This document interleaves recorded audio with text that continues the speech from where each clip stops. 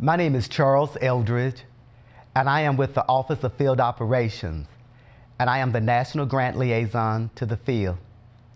Thank you for viewing this training module on an overview of the grant extension process.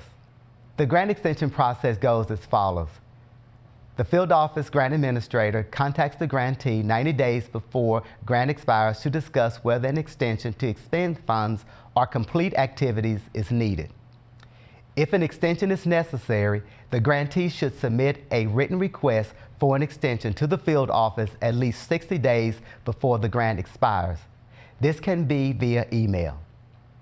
Grantees should submit concrete reasons as to why the extension is needed and their plan for expending the funds and completing activities. The PIH Director approves the grant extension within 30 days of the PHA's extension request. Headquarters grant team suggests grant extensions be approved in 6-month intervals.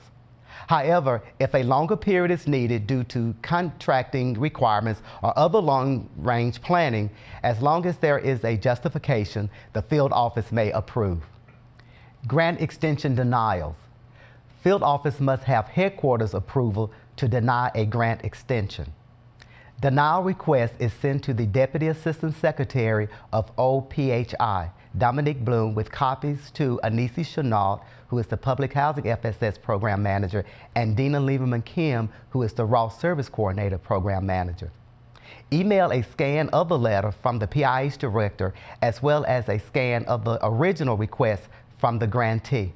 Once a grant extension is approved, the Field Office Grant Administrator changes the date on the Field Office Grant Tracking Log and in logs to reflect the new expiration date. An updated HUF Form 1044 with the PIH Director and grantee signatures and the date must be completed with a copy sent to the grantee. In Box 16, include any specific instructions for the grantee. Please be aware that the majority of grants are for funding salaries only, unless there are startup delays and or interruptions in the program due to loss of staff. Grantees should be drawing down funds in a timely manner, which is a performance requirement. Things to consider when giving an extension.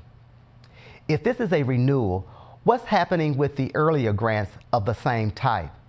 Have those been extended? Has the grantee been drawing down funds regularly? 2007 and earlier grants, any activity eligible under the NOFA is still eligible, subject to BLI limitations. So help grantee be creative with plans to use funds. The first round of Ross Service Coordinator grants funded in 2008 and in 2009 are ending now. Generally, the BLIs were not meant to be fungible.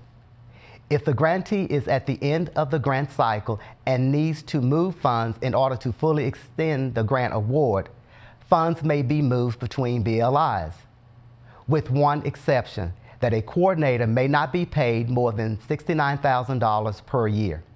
Again, thank you for viewing this training module on an overview of the grant extension process.